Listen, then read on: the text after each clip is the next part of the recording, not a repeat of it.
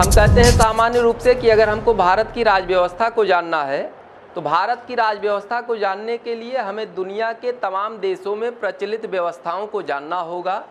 और हम कह रहे हैं कि दुनिया के तमाम देशों में जो व्यवस्थाएं प्रचलित हैं वो व्यवस्थाएं सामान्य रूप से 3 स्तर की बताई जा रही हैं। जिसे हम कह रहे हैं कि दुनिया का कोई भी देश होगा तो पहले चरण में या तो लोकतंत्र होगा, लोकतंत्र नहीं होगा इसका मतलब वहाँ राजतंत्र होगा, और अगर ये दोनों व्यवस्थाएं नहीं होंगी तो वहाँ पर अधिनायक तंत्र होगा। अधिनायक तंत्र का मतलब है डिक्टेटरशिप से, तानाशाही से। ठीक इसी तरह से हम दूसरी बात कह रहे हैं कि दुनिया का कोई भी देश होगा तो या तो वो अध्यक्षीय शासन प्रणाली वाला देश होगा, मतलब प्रेसिडेंशियल सिस्टम वाला देश होगा, और अगर प्रेसिडेंशियल सिस्टम नहीं होगा तो निश्चित रूप से उस देश में पार्लियामेंट्री सिस्टम मतलब संसदीय शासन प्रणाली होती है।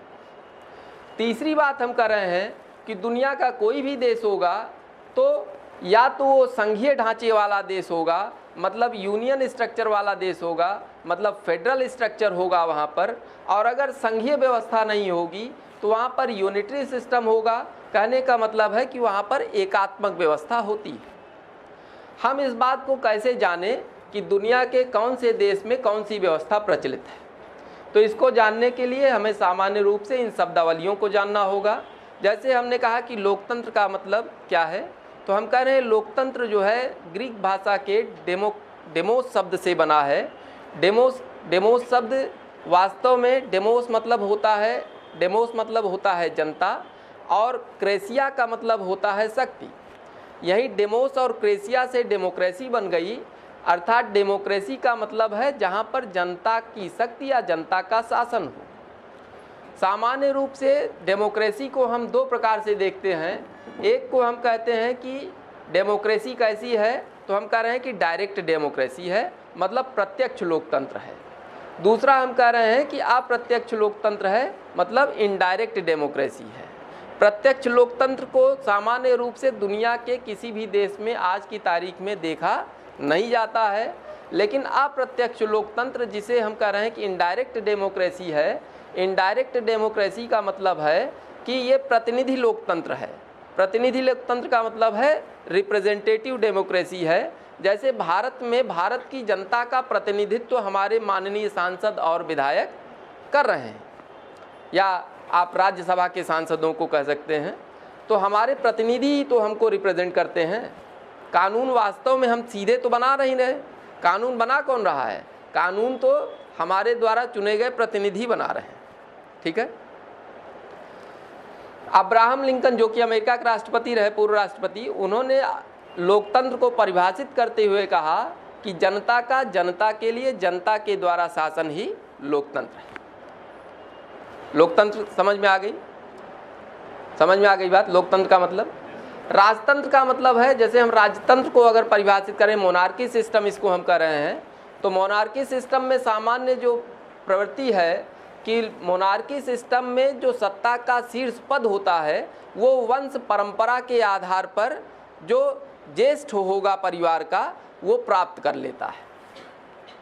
जैसे बाबर के बाद बाबर का बेटा हुमायूं, बाबर के बाद हुमायूं, जहांगीर, शाहजहां, औरंगजेब और उसके अन्य उत्तराधिकारी।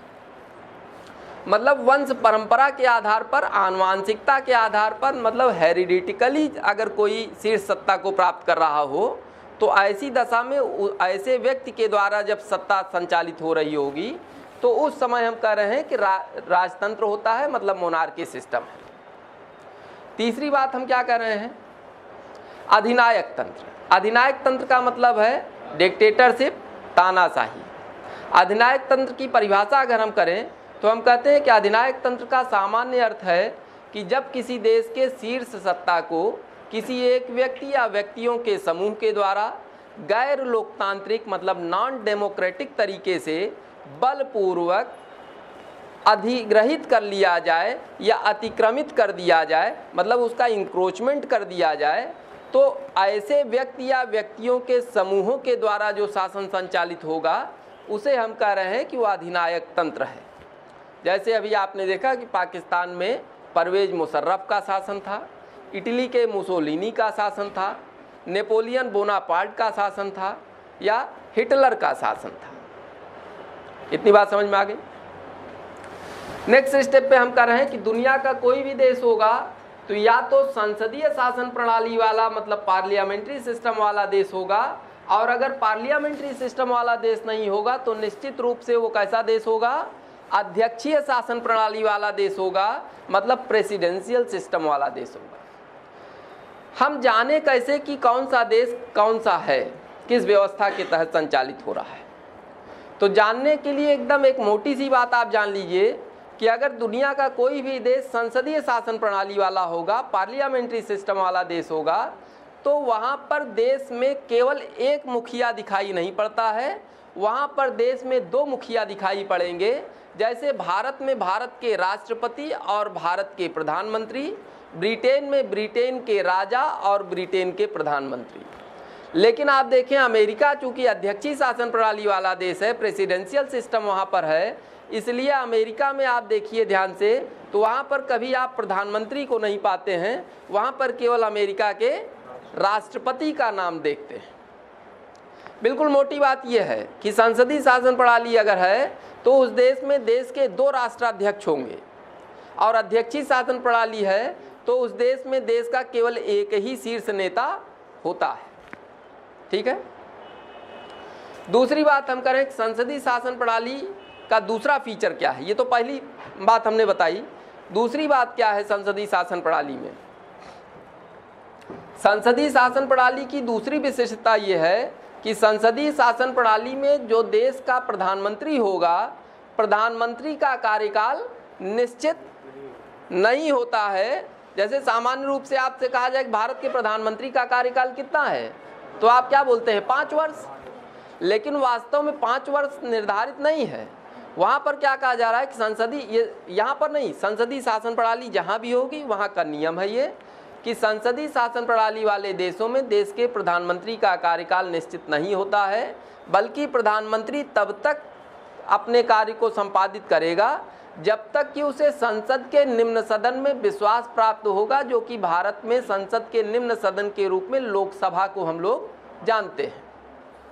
लोकसभा में जब तक विश्वास प्राप्त होगा प्रधानमंत्री को, तब तक वो काम करेगा प्रधानमंत्री के रूप में। लेकिन एक चुनाव की जो अवधि है, एक चुनाव की अवधि मैक्सिमम उन्होंने निर्धारित कर दी भारत में, जैसे कि 5 वर्ष है। ठीक है, एक बार चुन के प्रधानमंत्री आएगा तो अधिकतम वो 5 वर्ष तक उस चुनाव से प्रधानमंत्री बना रह सकता है।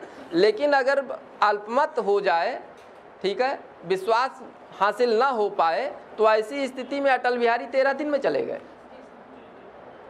दूसरी बार 13 महीने में चले गए।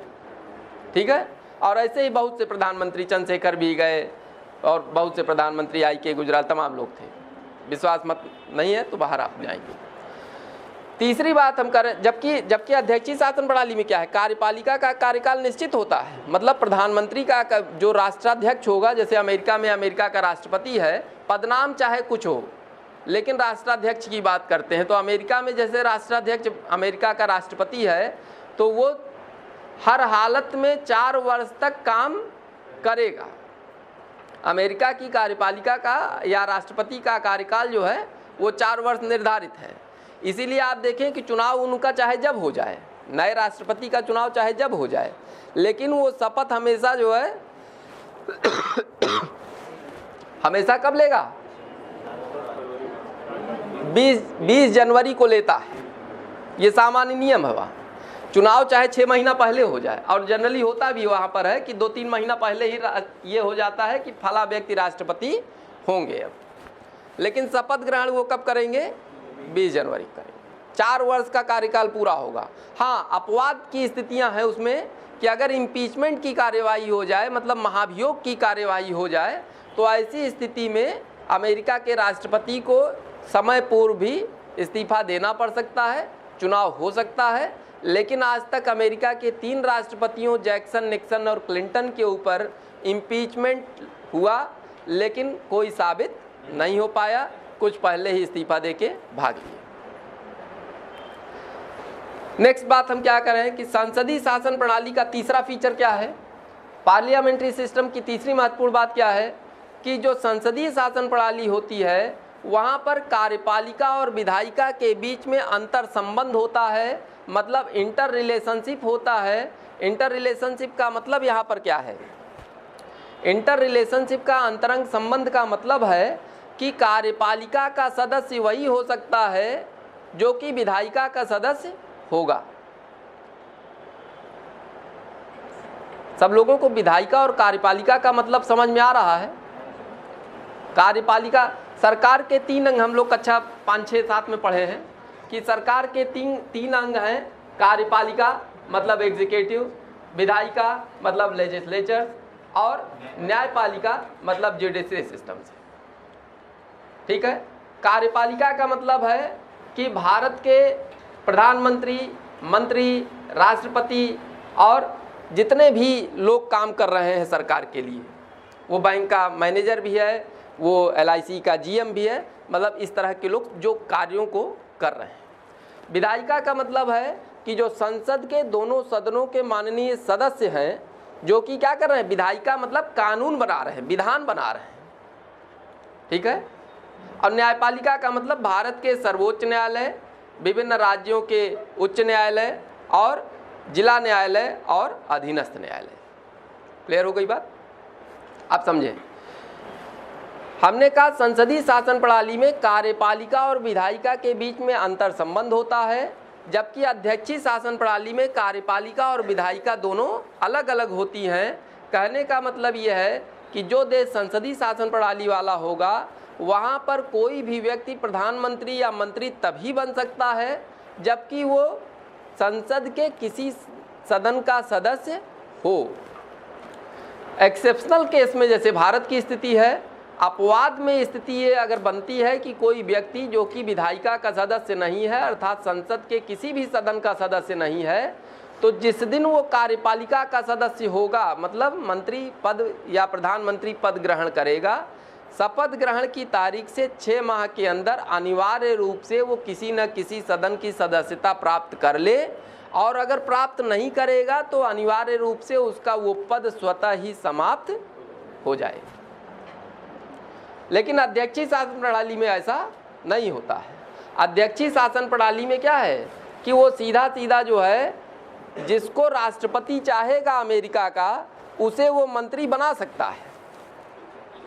जैसे अभी चीन, अभी जो गैरी लॉक जो थे, जो अभी सरकार बनी, उसमें क्या हुआ, उसने चाइना मूल के एक व्यक्ति को वहाँ पर कॉमर्स मिनिस्ट्री दे दी।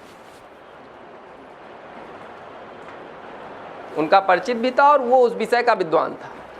तो नेक्स्ट बात जो बता रहे हैं कि जो संसदीय शासन प्रणाली वाली व्यवस्था होती है, पार्लियामेंट्री सिस्टम में क्या होता है कि कार्यपालिका जो है वो विशेषज्ञ प्रकार की नहीं होती है। विशेष दक्षता वाले लोग वहाँ काम नहीं कर रहे होते हैं संसदीय शासन प्रणाली में। यहाँ पर है क्या? यहाँ पर है सूचना एवं प्रौद्योगिकी मंत्री, और प्रौद्योगिकी है क्या चीज़, इसकी समझ नहीं। ऐसा यहाँ हो सकता है, लेकिन होगा नहीं सामान्य रूप से, ये जानते रहिए। क्योंकि वास्तव में संसदीय शासन प्रणाली बहुत ताकतवर व्यवस्था होती है, इसलिए ऐसा बहुत आसान काम नहीं है जैसे आपको लगता हो कि मूर्ख लोग बन जाएंगे। मूर्ख लोग बन कभी कभी जाएंगे, और आने वाले दिनों में अब तो नहीं बन पाएंगे। क्यों? क्योंकि जैसे जैसे शिक्षा के स्तर बढ़ेगा, वैसे वैसे जनता एकदम समझदार होती जाएगी। तो संसदीय शासन प्रणाली का जो दूसरा लक्षण हम बता रहे थे कि कार्यपालिका, और जो कार्यपालिका है, कार्यपालिका विशेषज्ञ प्रकार की नहीं होती है, लेकिन अध्यक्षीय शासन प्रणाली में कार्यपालिका विशेषज्ञ प्रकार की होती है। अर्थात जो जिस विषय का विद्वान होगा वो उसी मंत्रालय का मंत्री होगा। ठीक है। अब आपके मन में आया कि इसीलिए यहाँ सब गड़बड़ चल रहा है, लेकिन ऐसा नहीं है क्या? अगला जो सिद्धांत है इस व्यवस्था का, वहाँ पर कहा जा रहा है संसदीय शासन प्रणाली में जो कार्यपालिका होती है, कार्यपालिका जो है सामूहिक रूप से संसद के निम्न सदन जो कि भारत में लोकसभा है, और कार्यपालिका के सदस्य व्यक्तिगत रूप से देश के प्रधान के प्रति उत्तरदायी होते हैं। क्योंकि यहाँ पर रिस्पॉन्सिबिलिटी की थियरी लगा दी है इन्होंने, तो उत्तरदायित्व तो निर्धारित है इसलिए अगर लापरवाही बरतेंगे तो सज़ा उनको मिल जाएगी, इसलिए लापरवाही जल्दी बरतेंगे नहीं। जबकि अध्यक्षीय शासन प्रणाली में क्या है, कार्यपालिका के सदस्य केवल और केवल व्यक्तिगत रूप से संसद के मतलब देश के राष्ट्राध्यक्ष के प्रति उत्तरदायी होते हैं, बस। ठीक है, सॉरी, देश के राष्ट्राध्यक्ष और संसद के निम्न सदन के प्रति उत्तरदायी होते हैं, केवल व्यक्तिगत रूप से। कलेक्टिव रिस्पॉन्सिबिलिटी नहीं है। कलेक्टिव रिस्पॉन्सिबिलिटी का मतलब यहाँ पर क्या है, आप समझ ले आस है। कलेक्टिव रिस्पॉन्सिबिलिटी का सिद्धांत होने के नाते ही आप देखें कि अगर भारत सरकार के किसी एक मंत्री के विरुद्ध संसद के निम्न सदन में अविश्वास मत पारित हो जाए तो ऐसी स्थिति में केवल वो मंत्री नहीं जाएगा, पूरी सरकार गिर जाएगी, पूरी सरकार चली जाएगी। इसीलिए दोनों सिद्धांत यहाँ पर अपनाया गया कि अगर मान लीजिए कोई मंत्री है वो नहीं मान रहा है प्रधानमंत्री की बात, कैबिनेट के फैसलों को वो इग्नोर कर रहा है, तो ऐसी स्थिति में प्रधानमंत्री या अन्य मंत्रियों का क्या दोष है। इसलिए जो है वहाँ पर कलेक्टिव रिस्पॉन्सिबिलिटी तो है ही है, साथ में ये कह दिया गया कि ये व्यक्तिगत रूप से भी देश के प्रधान के प्रति उत्तरदायी है। तो भारत के संविधान के अनुच्छेद 51 में जहाँ राष्ट्रपति शुरू हो रहा है, वहीं पर देखिए 53 में जो है कहा जाए, जहाँ पर उसकी जो है क्या है, कार्यपालिका संबंधी सभी शक्तियाँ शामिल होती हैं राष्ट्रपति में। तो वहाँ पर कहा जा रहा है कि भारत का प्रधानमंत्री अगर ये चाह ले कि जो है फला मंत्री जो है तुरंत अपने पद से इस्तीफा दे दे, तो उसे इस्तीफा देना पड़ेगा। और अगर इस्तीफा नहीं दे, मान लो ज़्यादा मन बढ़ टाइप का है, तो इस्तीफा नहीं देगा, तो ऐसी स्थिति में प्रधानमंत्री राष्ट्रपति को लिखकर ये संदेश दे देगा कि आप जो है इनको हमारे कैबिनेट से बर्खास्त कर दें, हमारे जो है ये बेकार मंत्री। ठीक है, तो वो तुरंत बर्खास्त कर दिए जाएंगे। तो ऐसा नहीं है कि बहुत आसान है कि आप सोच रहे हो कि जो है अब यहाँ तो सब गधा टाइप के लोग बन जाएंगे, मूर्ख आदमी यहाँ नहीं कुछ कर पाएंगे। ठीक है, नेक्स्ट जो हम कर रहे हैं कि जो कार्यपालिका और विधायिका के बीच की बात जो बता रहे थे, संसदीय शासन प्रणाली में एक और टर्म आता है। संसदीय शासन प्रणाली में जो है वो अनामता का सिद्धांत पाया जाता है। अनामता का मतलब क्या है, अनामता का मतलब ये है कि कैबिनेट का कोई भी मंत्री काम करे, लेकिन नाम क्या होता है, नाम सरकार के मुखिया का होता है। रेल मंत्री मनोज सिन्हा काम कर रहे हैं बहुत अच्छा, वो जो है पर्रिकर साहब बहुत अच्छा काम करें या कोई भी काम अच्छा करें, लेकिन फाइनली जो है नाम किसका होगा, केवल मोदी का होगा, मोदी सरकार बहुत अच्छा कर रही है। मतलब यहाँ पर किसी इंडिविजुअल का कोई नाम हाईलाइट नहीं होता है, जबकि अध्यक्षीय शासन प्रणाली में इंडिविजुअल का भी नाम हाईलाइट होता है। क्लियर हो गई बात। मतलब अनामता का सिद्धांत किस व्यवस्था का लक्षण है, संसदीय शासन प्रणाली का लक्षण है। ठीक है, समझ में आ गई इतनी बात, कोई दिक्कत। नेक्स्ट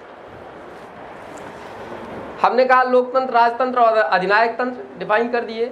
हम आगे कह रहे हैं कि अध्यक्षीय शासन प्रणाली और संसदीय शासन प्रणाली, और हम अगली बात कर रहे हैं कि दुनिया का कोई भी देश होगा तो या तो संघीय व्यवस्था वाला होगा, मतलब यूनियन सिस्टम होगा, या फेडरल स्ट्रक्चर होगा, और अगर ये नहीं है तो इसका मतलब है कि वो क्या होगा, एकात्मक व्यवस्था वाला देश होगा, मतलब यूनिटरी सिस्टम वाला देश होगा। अब आप कैसे जाने, फिर वही बात कि आप कैसे जाने। तो जानने का मतलब क्या है कि आपको उसका फीचर जानना है, लक्षण जानना है। लक्षण क्या है, भारत एक संघीय व्यवस्था वाला देश है, ये सही है कि गलत है? लेकिन केसी व्हीलर ने तो भारत को कहा कि भारत अर्ध संघ है, क्वासी फेडरल स्टेट है। केसी व्हीलर एक राजनीतिक चिंतक हैं पाश्चात्य देशों के। इन्होंने जब भारत के संविधान को पढ़ा तो इनको लगा कि भारत जो है वास्तव में संघ तो कह रहे हैं अपने आप को, लेकिन ये संघ नहीं है, वास्तव में ये अर्ध संघ है। ऐसा केसी व्हीलर का मत है, और ये प्रश्न भी बहुत बार आया, आप कैसे कहेंगे कि भारत एक संघ है?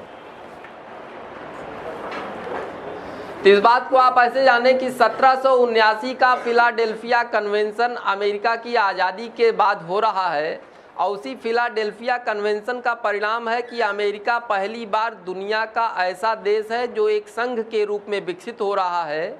और उस अमेरिका के देश में तत्कालीन जो अमेरिकी संघ बनेगा उसमें 13 राज्यों के परस्पर समझौते का परिणाम होता है, और उसी अमेरिकी संघ के आधार पर सैद्धांतिक लक्षण निर्धारित कर दिए जाएंगे। और वो सैद्धांतिक लक्षण ये है कि कोई भी देश अगर संघीय व्यवस्था वाला देश है, मतलब फेडरल स्ट्रक्चर वाला देश है, मतलब यूनियन सिस्टम अगर है, तो निश्चित रूप से वहाँ पर क्या होना चाहिए, संविधान लिखित रूप में होना चाहिए। कोई भी देश जो कि फेडरल स्ट्रक्चर वाला होगा या यूनियन सिस्टम होगा, तो ये निश्चित है कि वहाँ का संविधान कैसा होगा, लिखित होना चाहिए, मतलब रिटन कॉन्स्टिट्यूशन होना चाहिए। इसीलिए हम कह रहे हैं कि ब्रिटेन क्या है, यूनिटरी सिस्टम वाला देश है। क्योंकि कितने लोग जानते हैं कि ब्रिटेन का संविधान अलिखित है, लिखित संविधान वहाँ नहीं है। तो मोटी बात क्या है कि अगर संघीय व्यवस्था वाला देश है तो वहाँ का संविधान कैसा होना चाहिए, लिखित होना चाहिए। दूसरी बात हम कह रहे हैं कि अगर संघीय व्यवस्था वाला देश है तो वहाँ पर न्यायपालिका की सर्वोच्चता होती है, सुप्रीमेसी ऑफ जुडिशरी सिस्टम होना चाहिए। भारत में भी सुप्रीमेसी किसकी है, न्यायपालिका की है। अमेरिका में भी किसकी है, न्यायपालिका की है। लेकिन ब्रिटेन में किसकी सुप्रीमेसी है, राजा तो बकवास है वहाँ, राजा तो राष्ट्रपति जैसे भारत का है, वहाँ संसद है, वहाँ संसद को सुप्रीम पावर है। ठीक है। तीसरी बात हम कह रहे हैं कि अगर कोई भी देश संघीय व्यवस्था वाला देश होगा तो संविधान के द्वारा वहाँ पर शक्ति पृथक्करण का सिद्धांत अपनाया जाता है। जैसे भारत के संविधान के अनुसूची 7 में शक्ति पृथक्करण के सिद्धांत के तहत बताया गया कि भारत में 3 प्रकार की सूचियां बनाई जाएंगी, जो कि हम संघ सूची, राज्य सूची और समवर्ती सूची के रूप में बताते हैं। संघ सूची का मतलब ऐसी सूची है जिसमें शामिल विषयों पर कानून बनाने का अनंतिम अधिकार केवल और केवल भारत सरकार के पास होगा। राज्य सूची का मतलब है कि भारत के जो राज्य होंगे उनको कानून बनाने का अधिकार उन सूची में शामिल विषयों पर होता है। समवर्ती सूची का मतलब है कि ऐसी सूची है जिस पर कानून बनाने का अधिकार केंद्र और राज्य दोनों सरकारों के पास होता है। लेकिन यदि समवर्ती सूची के किसी विषय पर भारत सरकार के द्वारा पहले ही कानून बना दिया जाएगा तो राज्य सरकार पुनः उस विषय पर कोई कानून बना नहीं सकता है। और यदि राज्य ने समवर्ती सूची के किसी विषय पर कानून बनाना शुरू कर दिया है, कानून बन के जो है राज्यपाल के पास हस्ताक्षर के लिए भेज भी दिया गया है, लेकिन राज्यपाल ने उसे राष्ट्रपति की अनुशंसा के लिए आरक्षित कर लिया हो, मतलब रोक लिया हो कि हम राष्ट्रपति से सलाह लेंगे इस पर क्या होना चाहिए। तो और इसी बीच भारत सरकार भी उसी विषय पर कोई कानून बना दे तो राज्य सरकार की वो कानून संबंधी जो प्रक्रिया थी वो शून्य घोषित हो जाएगी, मतलब उसका कोई मतलब नहीं होता है। बात समझ में आ गई? इस तरह से तो हमको लग रहा है कि भारत क्या है, संघ है। भारत के संविधान के जो अनुसूची 1 में क्या कहा जा रहा है, India that is Bharat shall be union of state, अर्थात इंडिया जो कि भारत है राज्यों का संघ होगा। इस आधार पर तो हमको भी लग रहा है कि भारत संघ है, लेकिन जब इसको बहुत व्यापक दृष्टि से देखा गया कि अमेरिकी संघ की तुलना में भारत संघ को जो हम देखते हैं, तब ये लगता है कि वास्तव में भारत संघ नहीं बल्कि अर्ध संघ है, ऐसा महसूस हो सकता है। लेकिन है क्या कि अमेरिका एक अलग टाइप का देश है, क्योंकि अमेरिका एक अलग स्थिति में जन्म लेने वाला देश है और भारत एक अलग स्थिति में जन्म लेने वाला देश था, तो इसलिए व्यवस्थाओं में थोड़े बहुत परिवर्तन हो भी सकते थे। परिवर्तन हो क्या रहे हैं, तो जो संघीय व्यवस्था के जो सैद्धांतिक लक्षण थे वो तो भारत में पूरी तरह से हैं, लेकिन व्यवहारिक लक्षणों का अमेरिकी संघ की तुलना में अभाव था। जैसे व्यवहारिक लक्षण क्या है कि कोई भी देश जो कि संघीय व्यवस्था वाला देश होगा, अमेरिका की तुलना में जब हम देखेंगे तो वहाँ पर चुनाव तंत्र कैसा है? दोहरा चुनाव तंत्र है। वहाँ पर नागरिकता कैसी है? दोहरी नागरिकता है। वहाँ पर वहाँ के संविधान में जो कि लिखित रूप से है, वहाँ के संविधान में इमरजेंसी प्रोविजंस को एक्सप्लेन नहीं किया गया, लेकिन भारत में किया गया, जबकि ये नहीं होना चाहिए। अगर अमेरिकी संघ की तरह देखें तो ये होना नहीं चाहिए था, लेकिन इन्हीं स्थितियों में कहा जा रहा है, केसी व्हीलर ने कह भी दिया कि भारत क्या है? अर्ध संघ है, क्वासी फेडरल स्टेट है। लेकिन भारत संघ चूंकि अलग स्थिति है। जैसे इसको ऐसे समझे, हम कहेंगे कि आप जीव हैं, हम कहेंगे कि आप मनुष्य हैं।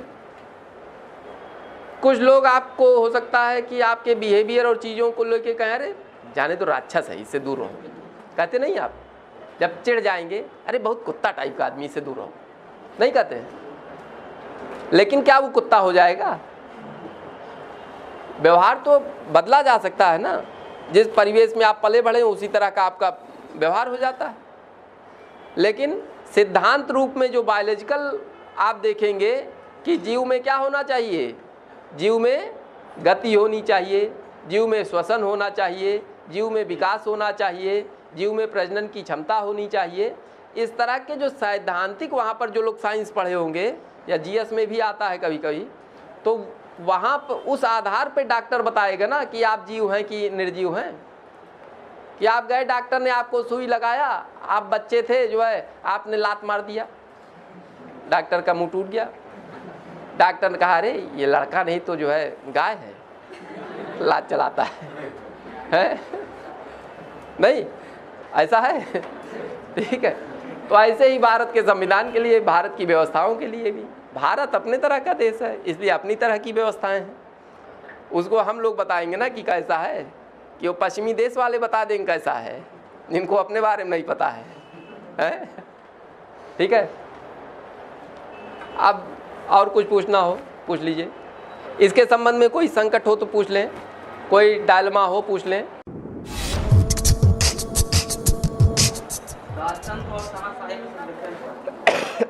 हाँ, राजतंत्र और तानाशाही में डिफरेंस ये है कि राजतंत्र जो है, हमने कहा कि वंश परंपरा के आधार पर पिता अगर शासक था तो उसका बेटा सामान्य रूप से ज्येष्ठ पुत्र ही उसका अगला उत्तराधिकारी होता है।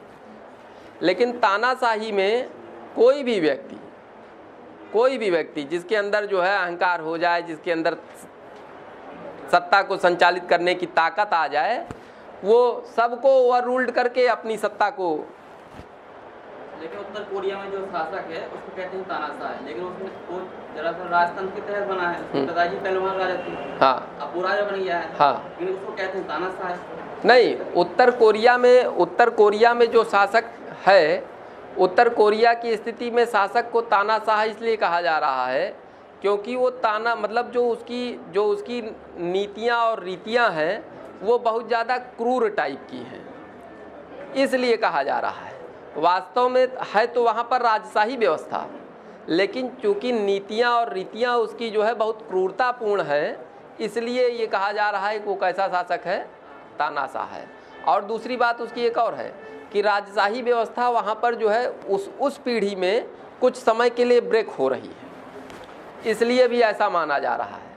इसको आप ऐसे देखें कि जैसे मुग़ल कालीन शासकों का जब आप इतिहास पढ़ते हैं तो बाबर, हुमायूं, अकबर, जहांगीर, शाहजहां, औरंगजेब तक ठीक चलेगा, लेकिन औरंगजेब के बाद बीच में तमाम शासक ऐसे आ गए जिनका जो है वो सीरीज गड़बड़ हो गई थी। ठीक है, तो ये इस तरह की स्थिति है, इसको आप ऐसे मत समझें। ये एक्सेप्शनल के, जैसे कहीं एक केस गड़बड़ हो जाए तो वो किसी व्यवस्था का सिद्धांत नहीं हो सकता है। हम लोग पढ़ते क्या हैं? हम लोग तो सिद्धांत पढ़ेंगे ना, क्योंकि हम लोगों को करना क्या है? एसएससी, रेलवे, बैंक, ये सब कंपटीशन देना है। ठीक है।